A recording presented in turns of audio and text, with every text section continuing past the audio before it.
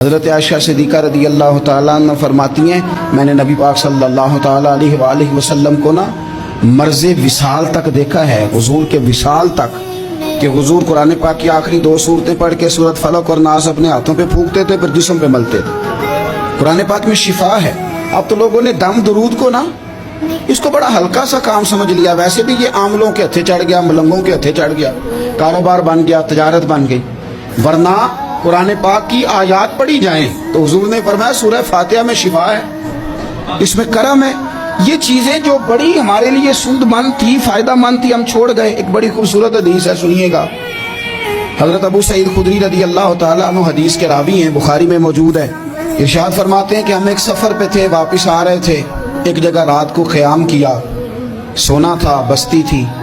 بستی کے لوگوں نے نہ کھانا پوچھا نہ پانی پوچھا، کوئی ضیافت نہیں کی۔ آدھی رات کا وقت آیا تو ایک بندہ دوڑا دوڑا آیا، کہنے لگا ہمارے سردار کو بچھو نے کاٹ لیا ہے، تم میں سے کوئی بندہ دم درود کر لیتا ہے؟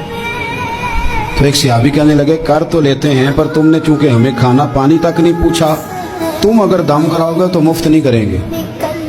بخاری پڑھ رہا ہوں۔ پیسے لگیں گے۔ کتنے پیسے؟ بکریوں کا ایک ریوڑ پورا۔ شارحین نے لکھا 40 بکریاں۔ کنے دما دیا؟ او بھائی اس سے کوئی بندہ جواز نہ لے کہ پیسے لینے جائز ہیں، اس سے جواز نہ حاصل کرے۔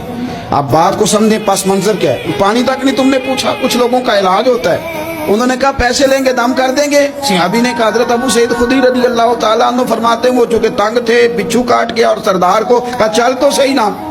وہ صحابی گئے، سورہ فاتحہ پڑھ کے دم کیا، اور حدیث بخاری سے میں آپ کو دکھاؤں گا۔ لوگ کہتے ہیں دم کدھر سے آ گیا؟ بخاری پڑھ رہا ہوں، صحیح بخاری۔ شفا تو اللہ نے دینی ہے نا، رب کریم نے شفا دے دی۔